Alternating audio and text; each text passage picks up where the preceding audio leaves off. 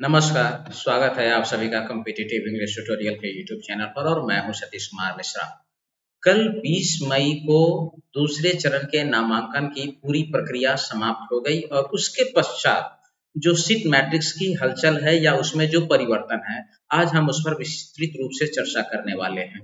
इसके अलावा इस वीडियो में आज मैं बात करने वाला हूं कि कुछ लोगों को सेकंड राउंड की रिजल्ट आने के बाद से और अभी तक जो उनको पहले राउंड में सीट एलोकेट हुआ था या जो रिजल्ट मिला था वही अभी भी उनको दिखाई दे रहा है। ऐसा क्यों? तो इस पर भी हम बात करने वाले हैं। दूसरा, कुछ लोगों ने कहा, उन्हीं लोगों का कहना है कि सर अब हम चॉइस फिलिंग कैसे करें, क्या हम चॉइस रीअरेंज फिर से कर सकते हैं? तो मैं इस पर भी जवाब देने वाला हूं कि बिल्कुल चॉइस फिलिंग फिर से की जा सकती है, बल्कि जितने राउंड ई काउंसलिंग में आप पार्टिसिपेट करते हैं उतने राउंड आप अपने चॉइस में बदलाव कर सकते हैं। एज पर योर विश, अपनी इच्छा अनुसार आप उसको चेंज कर सकते हैं। तीसरा है कि अभी भी कुछ ऐसे लोग, अभी हाल फिलहाल में लगभग 4-5 लोगों ने मुझे फ़ोन करके बताया कि सर मेरी मैं तबीयत खराब हो गया था या मैं कहीं बाहर चला गया था, 2 राउंड खत्म हो गए, मैंने अभी तक रजिस्ट्रेशन नहीं किया है, मेरा क्या होगा? तो पहली बात तो ये है कि आपने रजिस्ट्रेशन नहीं किया था तो कोई खतरा वाली बात नहीं है। आपके अगर स्कोर अच्छे हैं, बहुत बेहतरीन हैं, आप निश्चित रूप से एक बार फिर से आपको रजिस्ट्रेशन करना होगा AISSSC के पोर्टल पर और उसके बाद आप चॉइस फिलिंग कर सकते हैं, तो आप तीसरे राउंड से ई काउंसलिंग में पार्टिसिपेट कर सकते हैं। अब सवाल यह है कि जिन्हें पहले राउंड का ही रिजल्ट अभी भी दिख रहा है, इसका रीजन क्या था? सेकंड राउंड की चॉइस फिलिंग के समय मुझसे बहुत सारे लोगों ने कहा कि सर मुझे इस स्कूल के अलावा कहीं बाहर भेजना ही नहीं है, मैं यही एक चॉइस या 2 चॉइस भर दूं तो क्या दिक्कत है? मैंने कहा कोई दिक्कत नहीं है। मैक्सिमम भरने की लिमिटेशन है, मिनिमम कम से कम 1 आप भरना चाहते हैं तो आप भर लीजिए। तो अगर आपने एक ही चॉइस दिया होगा या मैक्सिमम 2 दिया होगा, वैसे स्थिति में इस पोर्टल का जो एल्गोरिदम है, जो सीट एलोकेट करती है, वो प्रॉपरली आपको फाइंड आउट नहीं कर पाई। तो एटलीस्ट कम से कम ज़्यादा से ज़्यादा ऑप्शन इसलिए दिया जाता है कि कहीं न कहीं आपका जब सीट एलोकेट हो तो उसमें आप आ जाएँ। अलग बात है कि अगर आपके चॉइस का ना हो तो आप रिकंसीडर करते हुए फिर अगले राउंड में जा सकते हैं। लेकिन अगर आप एक ही चॉइस देंगे तो मोस्ट प्रोबेबली आपको पहले राउंड का रिजल्ट थर्ड राउंड में भी दिखाई देगा। इसलिए तीसरे राउंड में जब आप चॉइस फिलिंग करें तो अपनी चॉइस की संख्या बढ़ा दें। कम से कम 5-5, 7-7 तो दोनों में कर ही दीजिए, एसएस और एमएसएस दोनों में कहीं न कहीं तो 1 आएगा। लेकिन आप 1 और 2 ही देंगे तो हो सकता है उसका एल्गोरिदम आपको कैच ना कर पाए और आपको सीट एलोकेट ना हो और पहले वाला रिजल्ट आपको थर्ड राउंड में भी दिखे। अब हम बात करते हैं इस दरमियान, यानी पहले राउंड से सेकेंड राउंड में जो सीट मैट्रिक्स में चेंजेज हुआ उसकी भी एक आंकड़ा मैं दूंगा और सेकेंड राउंड से थर्ड राउंड अब 23 मई से शुरू होने वाला है, तो वहां तक आने में सीट मैट्रिक्स में क्या बदलाव हुआ और थर्ड राउंड जो 23 मई से शुरू होने वाला है, जिसकी ऑलरेडी टाइम टेबल दी गई हुई है, जो कि 23 से 25 मई तक चलने वाला है, तो उस समय जो चॉइस फिलिंग आप करेंगे, तो अब खासतौर से मैं बात करूंगा क्लास 6 वाले के लिए, मैं 9 का भी चर्चा करूंगा, लेकिन क्लास 6 वाले किन किन स्कूलों को अब ध्यान रखेंगे, कहां सर्वाधिक सीट बची हुई है, या कम स्कोर वाले या बिल्कुल बाउंड्री पर थे जो सेकंड राउंड में भी चुक गए थे। 2 स्कूल मैंने ऐसा ढूंढा है जहां अभी भी बहुत बड़ी संख्या में सीट बची हुई है और आपको वहां तीसरे राउंड में मिलने के चांसेस हैं, बशर्ते अगर आप उसको प्रायोरिटी में 1 नंबर और 2 नंबर पर रखें। तो चलिए इस डेटा को साझा करने के लिए मैं आपको लिए चलता हूं अपने कंप्यूटर स्क्रीन पर। सबसे पहले तो मैं आपके साथ ये दिखा दूं कि ये है हमारा सीट मैट्रिक्स का सॉरी ई काउंसलिंग का शेड्यूल। सेकेंड राउंड खत्म हो चुका है, थर्ड राउंड जो है वो 23/5 से शुरू होगा और ये 23 से लेकर के 25/5 तक आप चॉइस फिलिंग कर पाएंगे। 30/5 को इसका रिजल्ट आएगा और 2/6 से इसमें नामांकन प्रक्रिया शुरू हो जाएगी और 2/6 से लेकर के 3/6 यानी 2/6 को आपका रिजल्ट डेट है, लास्ट डेट टू अलॉट यानी एक्सेप्ट और रिकंसीडर करने के लिए 30, 31, 1 और 2 4 दिन का समय आपको मिलेगा सीट एक्सेप्ट या रिकंसीडर करने के लिए। इसके बाद 3/6 से लेकर के 10/6 तक आप एडमिशन की प्रक्रिया में भाग ले सकते हैं। 10/6 को तीसरा चरण समाप्त हो जाएगा और फिर 13/6 से चौथा चरण समाप्त होने वाला है। तो शुरू होने वाला है, सॉरी मैंने समाप्त कह दिया था, शुरू होने वाला है। अब मैं आपको बताता हूँ स्टेट वाइज फील्ड वैकेंसी। इसका हमने ऑलरेडी बना रखा है, यहाँ पर ये क्लास 6 और क्लास 9 दोनों का हमने पीडीएफ बना दिया है। इसमें आप देखेंगे तो मैंने यहाँ एक चीज ढूंढा, सबसे ज्यादा सीट तो दो ऐसे स्कूल हैं अभी भी जहां अदर स्टेट कोटे की सर्वाधिक सीट बची हुई है। इसमें एक नंबर पर जो स्कूल आता है वो है इम्फाल। टोटल यहाँ 36 सीट थी और अभी 2 राउंड की समाप्ति तक मात्र 3 सीट भरी है। एज पर अभी जब मैं डाटा बना रहा हूं, मैं ये नहीं कह रहा हूं कि ये एग्जैक्ट है, हो सकता है आजकल परसों में ये डाटा पुनः चेंज भी हो जाए। अब दो तरीके से सीट मैट्रिक्स को समझना होता है। सीट मैट्रिक्स पर जब मैं आऊंगा तब उसकी चर्चा करूंगा, उसको मैं बताऊंगा। अभी यहाँ मैं बता रहा हूँ इम्फाल अभी भी 33 सीट खाली है, 3 सीट भरी है, यानी 36 सीट थी मैक्सिमम, और 36 तो हम दे लें तो 9 चौके 36, एक स्टेट को मैक्सिमम 9 सीट मिल सकता है, अभी तक मात्र 3 भरा है, तो वहां सर्वाधिक सीट खाली है। उसके बाद दूसरे नंबर पर जहां सर्वाधिक सीट खाली है वो है इम्फाल। तो स्पेशली मैं बोलूंगा बिहार और यूपी वालों को, जिनको थोड़े से नंबर से लगा था कि वो चुक गए हैं, तो ये दो ऑप्शन आपके लिए प्रायोरिटी बेसिस होना चाहिए। थर्ड राउंड में यहाँ सीटें आपको मिल जाएगी, फिर बाद में मन करे तो आप रिकॉन्सिडर खेलते रहिए। अब 2 स्कूल ऐसे भी हैं जहां सबसे कम सीट बची है। इसमें एक बहुत खतरनाक ऑप्शन हो चुका है, अगर मार्क्स आपके 275 प्लस हैं तो ही आप इसको ऑप्ट कीजिए, वो है घोड़ा खाल। घोड़ा खाल में मात्र 5 सीट बची है, सबसे कम सीट। और दूसरा है अंबिकापुर, यहाँ मात्र 7 सीट बची है, यानी कुल सीटों की संख्या जो थी घोड़ा खाल में 18 थी, उसमें 13 सीट भर चुकी है, 5 बची हुई है। और अगर अंबिकापुर की बात करें तो कुल सीट थी वहां 28, 21 सीट भर चुकी है, 7 सीट बची हुई है। तो ये तो रहा आपको स्टेट वाइज फील्ड वैकेंसी की। ये पीडीएफ जो है मैं ग्रुप में डाल दूंगा, ये अगर आपको चाहिए तो आप मुझे व्हाट्सएप कर सकते हैं, PDF state wise field vacancy करके मैसेज कीजिए, आपको पीडीएफ मिल जाएगा। अब मैं बात करने वाला हूँ सीट मैट्रिक्स के बारे में। सीट मैट्रिक्स में क्या बदलाव हुआ, इसको समझाने के लिए मैं अपने एक्सेल सीट पर लिए चलता हूँ। सबसे पहली बात यह है कि हम अभी यहाँ पर आपको दिखाने वाले हैं कि क्या बदलाव हुआ है। सबसे पहला राउंड जब शुरू हुआ था तब मैं पहले राउंड की बात अगर मैं यहाँ पर करूं तो यहाँ आप देख लीजिए टोटल सीट जो थी, यानी पहले राउंड शुरू होने से पहले 3057 थी क्लास 6 के लिए। लेकिन जब पहला राउंड खत्म हुआ और पहले राउंड के खत्म होने के बाद जब सेकंड राउंड शुरू हुआ तो इसका जो फाइनल आंकड़ा था वो 1608 था। यानी सेकंड राउंड में जब हम एंट्री लिए हैं चॉइस फिलिंग करने के लिए, उस समय टोटल वैकेंसी थी 1608।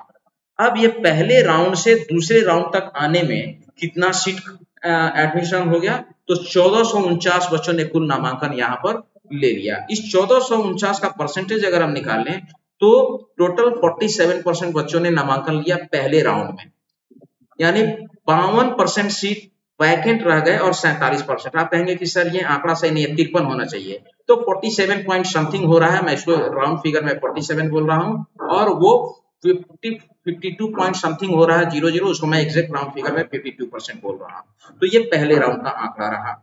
अब जब सेकेंड राउंड की शुरुआत हुई तो सेकेंड राउंड में देखिए क्या अंतर आया है सीट मैट्रिक्स में। सेकेंड राउंड में हम जब गए तो सेकेंड राउंड से जब हम थर्ड राउंड में अब जाने वाले हैं तो देखिए पहले राउंड की समाप्ति के बाद में ये 1608 था सेकेंड राउंड में जब हम गए थे। अब जब हम थर्ड राउंड में जाने वाले हैं तो उसके बाद देखिए इसके सीट मैट्रिक्स आंकड़े में क्या बदलाव हुआ है। इसके लिए मैं आपको सीट मैट्रिक्स 11 पर लेकर चलता हूँ। देखिए ये 1100 सीट, मैं ये भी कह दूं कि ये 1100 सीट जब मैं आज 21 मई को ये बना रहा हूँ वीडियो तब है। इट में भी ये घट भी सकता है, ये बढ़ भी सकता है। अगर घटे तो क्या समझेंगे और बढ़े तो क्या समझेंगे। अगर ये सीटें घट रही है इसका मतलब है कि डेटा अपडेट नहीं था। अभी कुछ स्कूलों ने अपना डेटा अपडेट नहीं किया, उन्होंने डेटा अपडेट किया रिक्ति, वैकेंसी और खाली का, तो उसकी वजह से अगर सीट बढ़ गया इसका मतलब कुछ सीटें ऑन होल्ड होती हैं। अगर उनका डेडलाइन मिला होगा, अगर कुछ नहीं हुआ 23 मई तक, अगर उन्होंने कुछ नहीं किया तो वो सीटें वैकेंसी में ऐड हो जाएंगी। तो अगर सीट बढ़ा सीट मैट्रिक्स में इसका मतलब है कि ऑन होल्ड सीट को वैकेंसी में जोड़ दिया गया। अगर सीट घट गया इसका मतलब है कि अभी जितना डेटा इसमें दिया गया है, कुछ स्कूलों ने अपने डेटा को अभी भी अपलोड नहीं किया है। वो फाइनल जब अपलोड करेंगे तो मे बी कि ये घट भी सकता है, जैसा मैंने सेकंड राउंड में बताया था 1655 था जो बाद में 1608 पर दिखाया, तो वो घट गया था 6 में और 9 में बढ़ गया था, उल्टा हुआ था 9 में। तो एक तो ये हुआ। तो कुल मिलाकर के अगर हम देखें तो अब हम जब थर्ड राउंड में जा रहे हैं तो हमारे पास एट प्रेजेंट अभी आज के आंकड़े के मुताबिक 1101 सीट हमारे पास है। इस 1101 का अगर हम परसेंटेज निकालें 1608 के अकॉर्डिंगली तो ये आता है कुल मिलाकर के एडमिशन कितना हुआ इसमें 507 बच्चों ने नामांकन लिया। 1608 से 1101 माइनस कर दीजिएगा तो ये हो रहा है 507। अब इसका परसेंटेज तो कुल मिला के 31% बच्चों ने नामांकन लिया और अभी भी 68% सीट वैकेंट है। लेकिन जिन्हें सीट नहीं मिला उन्हें बहुत ज्यादा खुश होने की जरूरत नहीं है। इस बात से मैं बताऊंगा ये वैकेंसी क्या बता रहा है। एक्चुअल में जो वैकेंसी है ये कोई नई वैकेंसी क्रिएट हो गई है ऐसी बात नहीं है। क्यों ऐसी वैकेंसी हो रही है ये भी मैं बताने वाला हूँ। अब मैं बात कर लेता हूँ, यानी थर्ड राउंड में जब हम जाने वाले हैं तो ये 1101 है। मे बी ये कुछ घटे, ये कुछ बढ़ सकता है, 5, 10, 15, 20, 25, 50 कुछ भी हो सकता है। फिर इस पर एक और अपडेटेड सीट मैट्रिक्स में तैयार करूंगा 23 मई जब चॉइस फिलिंग शुरू हो जाएगी, तब इसका एक फाइनल मैं डेटा तैयार करूंगा। तो उस समय मुझे पता चलेगा कि आज में और उस समय डेटा में कितना का परिवर्तन हुआ। अब मैं बात करता हूं क्लास 9 के लिए। क्लास 9 की अगर हम बात करें तो इसकी जो शुरुआत हुई थी वो कुल सीट थी 695। लेकिन जब फर्स्ट राउंड से हम सेकंड राउंड में पहुंचे तो सीटें हमारे पास कितनी बची, ये देखिए 355। यानी नामांकन कितना हुआ यहाँ पर में बच्चों का, कुल मिलाकर के 340 बच्चों ने नामांकन लिया। यानी 48% बच्चों ने पहले राउंड में क्लास 9 में एडमिशन लिया और 51% सीट वैकेंट रह गई। अब यहाँ भी राउंड फिगर में मैं बोल रहा हूँ क्योंकि परसेंटेज राउंड फिगर में डेसिमल वाले बात का मैं छोड़ रहा हूँ। अब जब सेकंड राउंड से हम थर्ड राउंड में आ रहे हैं तो सेकंड राउंड में जब हम गए तो हमारे पास 355 सीट थी। लेकिन सेकंड राउंड में से जब हम थर्ड राउंड में एंट्री ले रहे हैं तो देखिए हमारे पास सीट कितनी बच रही है और वो डेटा दिखा रहा है यहाँ 256। इसको अगर हम माइनस करते हैं तो कुल मिला के 99 बच्चों ने एडमिशन लिया। यानी 27% बच्चों ने क्लास 9 में एडमिशन लिया। 27% सीटें वैकेंट रह गई 72% अभी भी। इसका मतलब ये 72% एग्जैक्टली न्यू वैकेंसी नहीं है। अब आप पूछेंगे कि सर ये सीट फिर खाली कैसे रह गई, इसका रीजन मैं बताता हूं। ये कुल जो वैकेंसी है इसमें से 100 मैक्सिमम मतलब मिनिमम 50 मान लीजिए, मैक्सिमम 100 सीट मान लीजिए जो मेडिकली अनफिट हुए होंगे या ऑन होल्ड होंगे या फिर डॉक्यूमेंट की वजह से उनका एडमिशन मे बी की कैंसिल हो जाए। तो ये 100 से 50 का आंकड़ा, 100 से 50, 50 से 100 के बीच में ही ये रियल वैकेंसी नई क्रिएट होगी। जिनको सेकंड राउंड में सीट नहीं मिला था मे बी कि वो थर्ड राउंड में आ जाएंगे, राइट। अब कहेंगे फिर इतना ज्यादा, एक्चुअली ये सीटें रिकॉन्सिडर की वजह से ये वैकेंसी खाली हो रही है, आपको वैकेंसी क्रिएट हो रही है। अब आप कहेंगे ये कैसे। बहुत सारे स्टेट में 2-2, 3-3 सैनिक स्कूल हैं।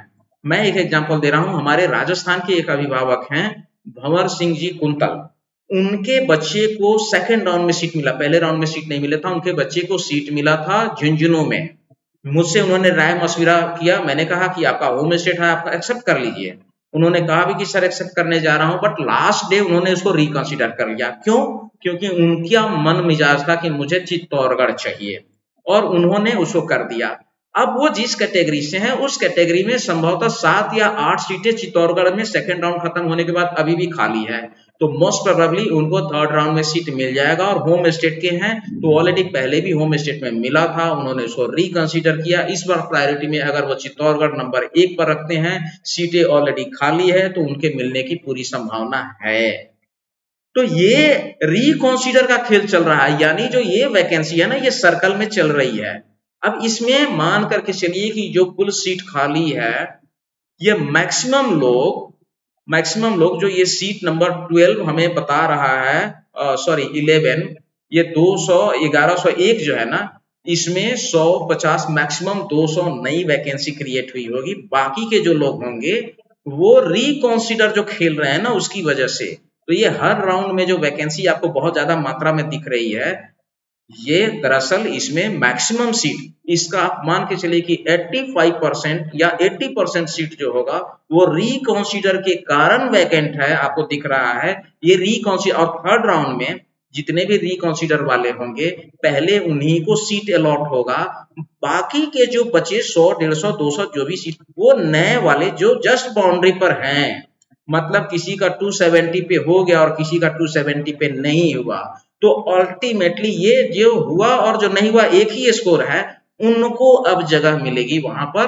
और हो सकता है अगर वहां का कोटा कम हो गया या बच्चों की संख्या अगर उस नंबर पे कम रही, तो एक दो स्टेप मार्क्स नीचे आएंगे, क्योंकि एक एक नंबर पे 200-200, 300-300 बच्चों की संख्या पूरे ऑल ओवर इंडिया में।